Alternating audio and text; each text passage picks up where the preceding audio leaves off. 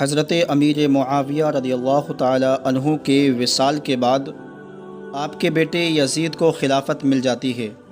یزید ایک بدترین اور بدبخت شیطان تھا، شرابی تھا، زانی تھا۔ یزید کو جب خلافت ملی تو یزید سمجھ گیا کہ میری خلافت کو حضرت امام حسین رضی اللہ تعالی عنہ کبھی قبول نہیں کریں گے۔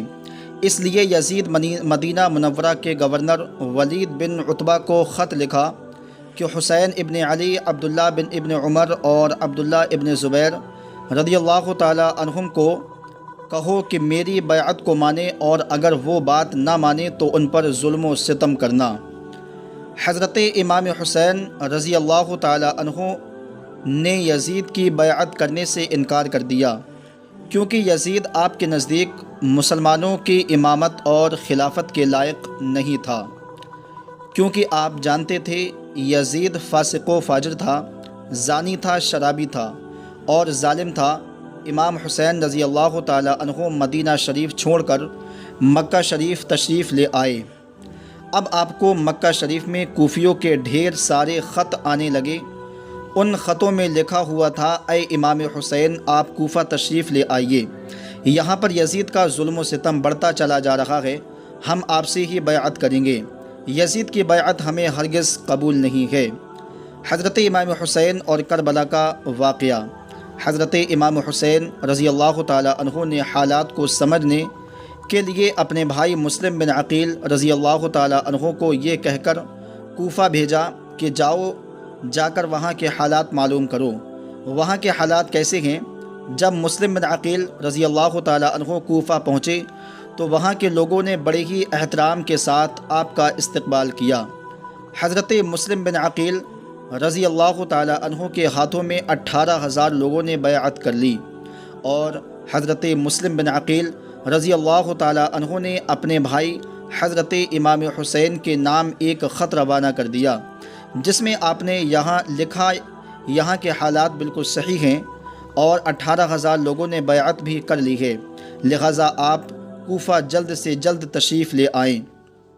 لیکن اب یزید نے ان لوگوں کو دھمکیاں اور لالچ دی تو وہ لوگ اپنی بات سے مکر گئے اور امام مسلم بن عقیل رضی اللہ تعالی عنہ کو شہید کر دیا۔ کوفہ کے حالات اتنے بدل چکے تھے کہ وہ لوگ جو حضرت مسلم بن عقیل سے محبت کا دعویٰ کر رکھے تھے، اب وہی لوگ آپ کی جان کے دشمن بن گئے۔ وہیں دوسری طرف مکہ میں مسلم بن عقیل کا بھیجا ہوا خط حضرت امام حسین تک پہنچ چکا تھا، جس خط میں لکھا ہوا تھا کہ کوفہ کے حالات بہت اچھے ہیں، آپ جلد سے جلد تشریف لے آئیے۔ لہٰذا حضرت امام حسین نے فوراً کوفہ جانے کی تیاری شروع کر دی۔ حضرت امام حسین اپنے تمام اہل خانہ کے ساتھ کوفہ کے لیے روانہ ہوئے۔ امام حسین ابن علی کو حضرت مسلم بن عقیل کی شہادت اور کوفہ کی بے وفائی کی خبر اس وقت ملی جب آپ مکہ شریف سے کوفہ کی طرف روانہ ہو چکے تھے۔ جب آپ کوفہ شہر کے بالکل قریب پہنچ گئے تو آپ کو یزیدی فوج نے روکنے کی کوشش کی۔ حضرت امام حسین نے فرمایا کہ میں تم لوگوں کے بلانے پر ہی کوفہ شہر میں آیا ہوں، اگر تم لوگ چاہتے ہو کہ میں نہ آؤں تو واپس جانے دو، میں جانے کے لیے تیار ہوں۔ یزیدی فوج نے حضرت امام حسین کو کوفہ شہر میں داخل ہونے نہیں دیا۔ حضرت امام حسین رضی اللہ تعالی عنہ کا کربلا کا سفر۔ لہٰذا حضرت امام حسین اپنے پورے قافلے کے ساتھ اپنا راستہ بدل لیے۔ چلتے چلتے اب آپ ایک چٹیل میدان میں پہنچ گئے تو آپ نے ایک شخص سے سوال کیا کہ یہ کون سی جگہ ہے؟ اس شخص نے کہا، اس جگہ کو کربلا کہا جاتا ہے۔ آپ نے فوراً اپنے پورے لشکر کو حکم دیا کہ یہیں پر خیمہ لگا دیا جائے۔ محترم عزیز دوستوں، اس طرح سے حضرت امام حسین کربلا میں پہنچے۔ ادھر یزیدی فوج کو جب اس بات کا علم ہوا کہ حضرت امام حسین نے اپنا خیمہ کربلا کے میدان میں لگایا ہوا ہے تو یزیدی فوج نے بھی فوراً کربلا کے میدان میں پہنچنا شروع کر دیا۔ یزید کی جو فوج کربلا پہنچ رہی تھی ان کی سپہ سالاری ابن سعد کر رہا تھا۔ حضرت امام حسین نے ابن سعد سے کہا کہ یا تو تم مجھے یزید کے پاس لے چلو یا پھر مجھے اپنے شہر مکہ واپس جانے دو۔ لیکن ابن سعد ان دونوں باتوں میں سے کوئی بھی بات نہیں مانی اور وہ آپ کو بیعت کرنے پر مجبور کرتا رہا، لیکن حضرت امام حسین نے اس کی بات سے انکار کر دیا۔ دن گزرتے گئے اور 3 محرم کا دن آ گیا۔ اب ظالم یزید نے امام حسین کے سامنے 22,000 سپاہیوں کا لشکر بھیج دیا۔ دوسری طرف حضرت امام حسین کے ساتھ 82 لوگ تھے، جس میں عورتیں اور بچے بھی شامل تھے۔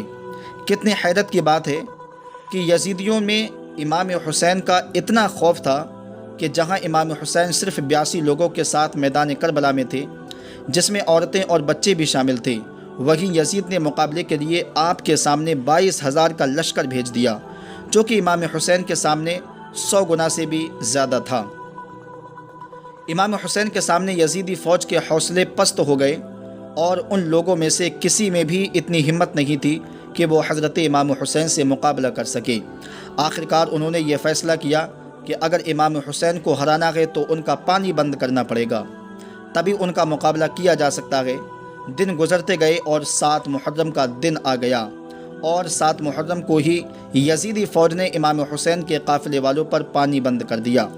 آپ کو بتاتے چلیں کہ کربلا کے میدان میں پانی کا کوئی بھی انتظام نہیں تھا سوائے نہر فرات کے، لیکن 7 محرم کے دن نہر فرات کا پانی بھی حضرت امام حسین کے خیمے والوں کے لیے بند کر دیا گیا۔ حضرت امام حسین اور ان کے ساتھ موجود تمام نوجوان لوگ تو اس پیاس کو برداشت کرتے رہے، لیکن چھوٹے چھوٹے بچے اور عورتوں کا پیاس کی وجہ سے برا حال ہو چکا تھا۔ فوج یزید جو چاروں طرف سے امام حسین کے گھر والے اور تمام ساتھیوں کو گھیرے ہوئے تھی، انہوں نے یہ طے کیا کہ اب 9 محرم کے دن امام حسین کو قتل کر دیا جائے، معاذ اللہ رب العالمین۔ حضرت امام حسین نے حضرت عباس رضی اللہ تعالی عنہ سے کہا، عباس جاؤ یزیدی فوج کے پاس اور ان سے کہو ہمیں 1 رات اللہ کی عبادت کرنے کے لیے دی جائے۔ جب حضرت عباس نے یزیدی فوج سے 1 رات کی مہلت کے لیے کہا تو ان لوگوں نے آپ کی بات مان لی۔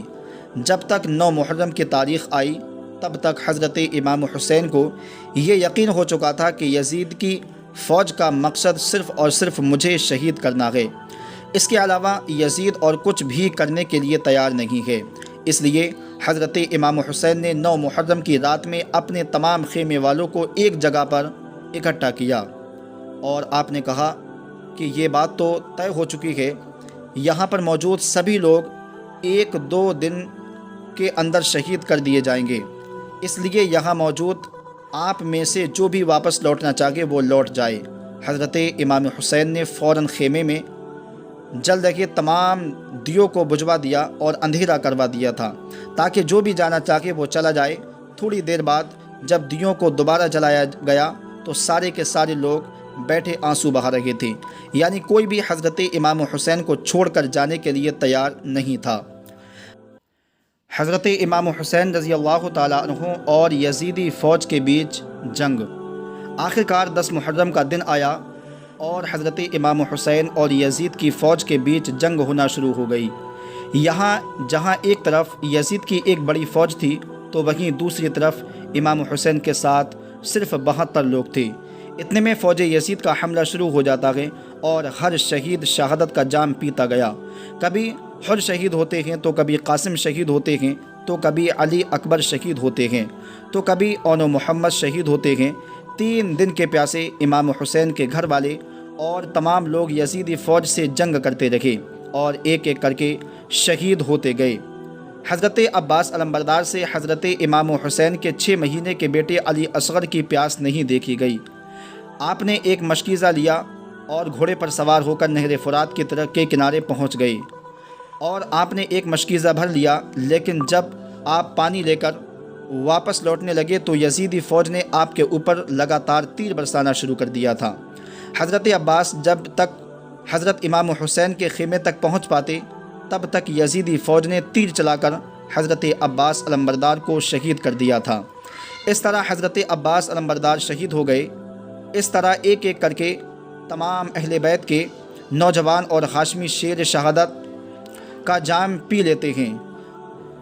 دھیرے دھیرے کر کے جب حضرت امام حسین کے سبھی افراد شہید ہو گئے تو اس کے بعد حضرت امام حسین نے خود میدان میں تلوار لے کر نکلنے کا فیصلہ کیا۔ امام حسین اپنی تلوار سے کافی لمبے وقت تک یزیدی فوج کا اکیلے مقابلہ کرتے رہے۔ حضرت امام حسین کے تنخواہ ہونے کے باوجود بھی آپ کے مقابلے میں کوئی بھی نہیں آنا چاہتا تھا، اور اس کی صرف ایک ہی وجہ تھی، اور وجہ یہ تھی کہ آپ حضرت علی کے بیٹے تھے۔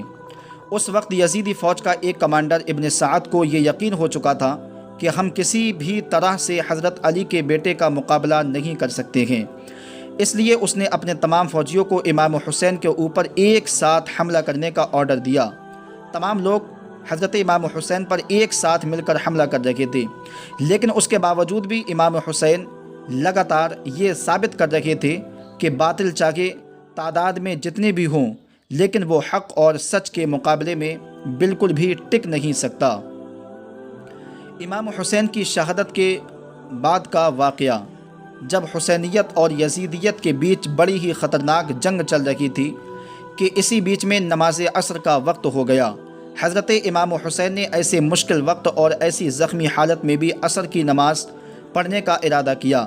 آپ نے جیسے ہی نماز پڑھنا شروع کیا، یزیدی فوج کو وہ موقع مل گیا جس کا وہ لوگ ایک لمبے وقت سے انتظار کر رہے تھے، یعنی جیسے ہی حضرت امام حسین سجدے میں گئے، شمر جلجوسن نے آپ کی گردن پر تلوار چلا کر آپ کے سر مبارک کو جسم سے جدا کر دیا۔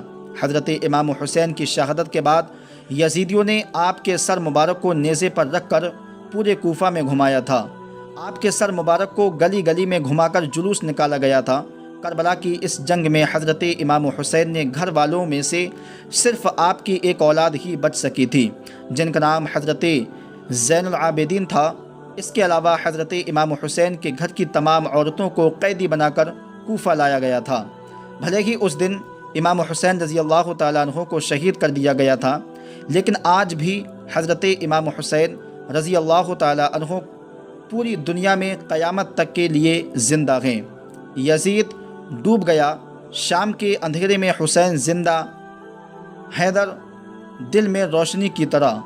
دوستو، اللہ تعالیٰ کی بارگاہ میں دعا ہے اللہ ہمیں سیدنا امام حسین رضی اللہ تعالیٰ عنہ سے سچی محبت کرنے کی توفیق دے، اور لکھنے یا ہمارے پڑھنے میں کسی قسم کی غلطی ہوئی ہو تو اللہ امام حسین رضی اللہ تعالیٰ عنہ کے صدقے میں معاف فرمائے۔ السلام علیکم۔